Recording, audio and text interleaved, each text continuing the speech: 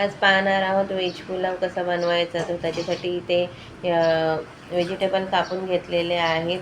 वाटण्यासाठी हिरवा मसाला आहे. इथे अर्धा तास मी बासमती तांदूळ भिजत ठेवलेला आहे. हिरव्या मसाल्यामध्ये मी मिरच्या, कोथिंबीर, जिरं, अद्रक, लसूण घेतलेलं आहे. इथे आपण भात आता फोडणीला घालणार आहोत. त्याच्यासाठी मी इथे कांदा, कढीपत्ता, टॉमॅटो घेतलेला आहे. त्याला तेलामध्ये फ्राय केलेलं आहे. हे जे हिरवं वाटण आपण केलेलं होतं ते टाकलेलं आहे. चांगलं परतून घ्यायचं आहे.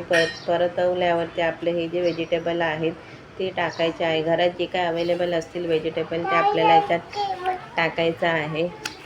थोडंसं पाणी टाकून आपला जो बासमती तांदूळ होता अर्धा तास भिजत ठेवलेला तो टाकलेला आहे.